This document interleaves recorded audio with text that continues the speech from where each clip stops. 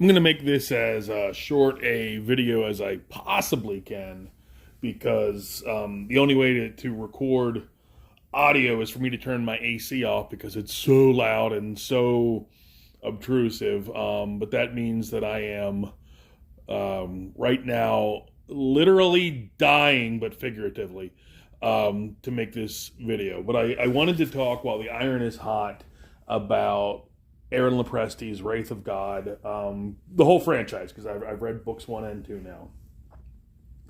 And to do that, I want to talk. I just finished, I want to say, R.G. Henning's book on Friday the 13th, Part 3D, and he makes an argument at the back of the book that there are zeitgeists in horror that kind of grow or change by decade. In the 30s and the 40s, it was all monsters, universal monsters, which gave way and sort of like an otherworldly or a supernatural kind of origin. In the 50s, that changed or morphed or evolved, whatever you want to say, to science-based horror. Science fiction, UFOs, and insects or other small things made into giants by science, which gave way, in the 70s, Hollywood discovered Satan. And so we got Rosemary's Baby and The Omen and things like that. And then, of course, in the 80s, we had 80s slasher movies, which gave way to found footage films and kind of a little brief dalliance there with haunted house type stuff, which is kind of where we are now. And that's a really, really short summation.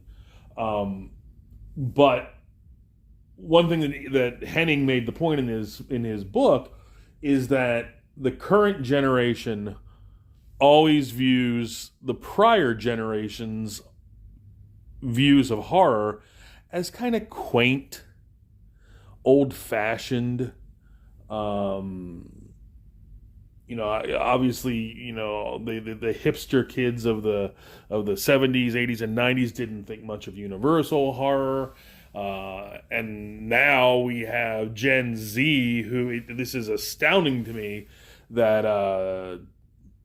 my own son is kind of bored by 80s slasher movies. I watched the first Halloween with him, and he said, is there going to be anything that happens for like a 45-minute stretch? Because I kind of like my horror to have more horror in it.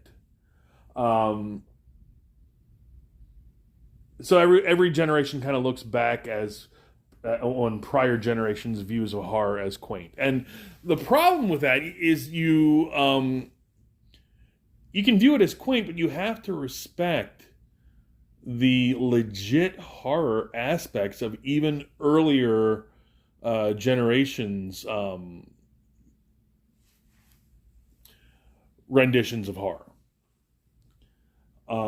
Because there's good stuff. There's gold in, for example, the Universal movies. The Universal movies built Universal Studios. They built an empire, and they were the franchises of their day, and for a good reason. When you can turn out the sort of present day snobs, hoity-toity, oh, I don't like black and white, oh, I don't like silent movies. When you turn that off, you see real gold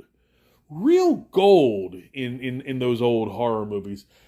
And that brings me to Aaron Lopresti's Wraith of God, because there is real gold in this franchise, and it's gold that harkens back to the gothic horror days of the late 30s and the 40s, Universal films and their imitators. Um, it is legitimately scary and legitimately chilling and legitimately terrifying in all the right places. And it is, I don't want to call it old fashioned because that word either has negative implications or at least kind of side eye implications, like, oh, that's old fashioned.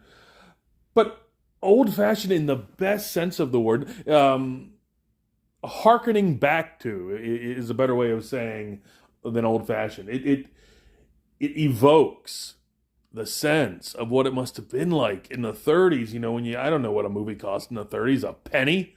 You could go to a theater with a quarter in your pocket and get popcorn, a large drink, and see like 2 features and all the newsreels.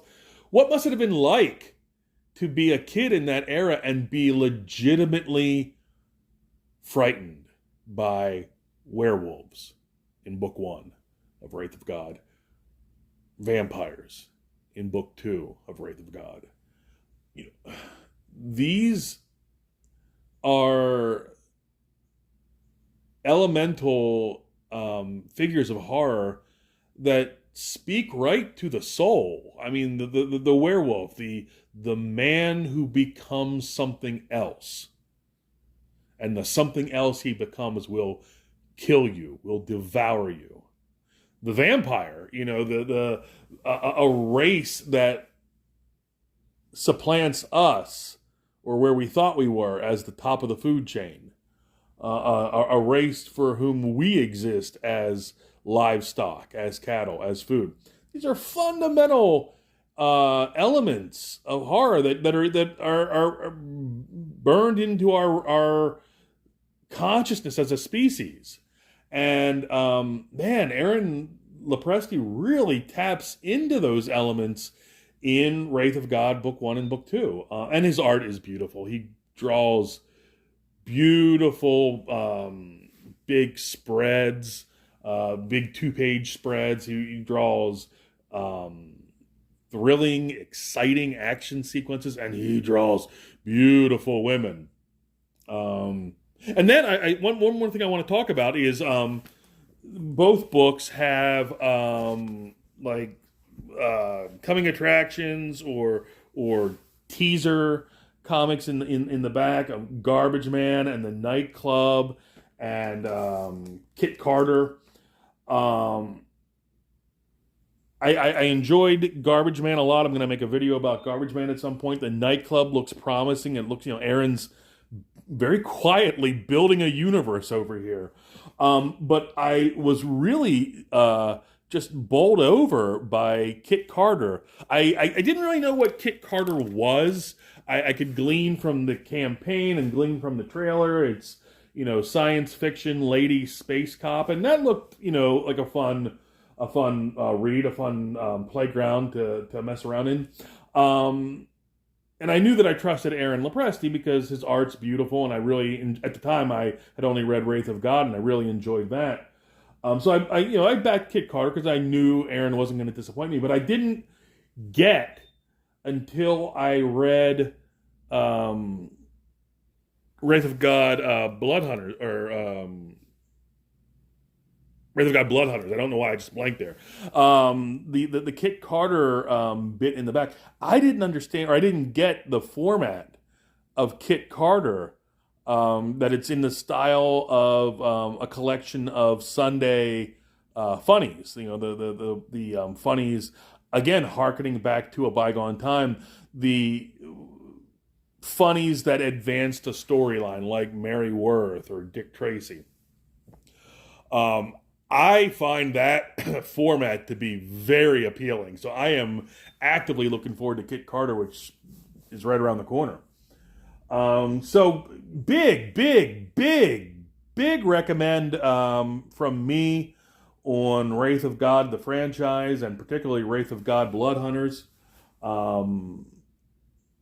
Was an absolutely terrific experience from start to finish. This has been Tom Tuttle.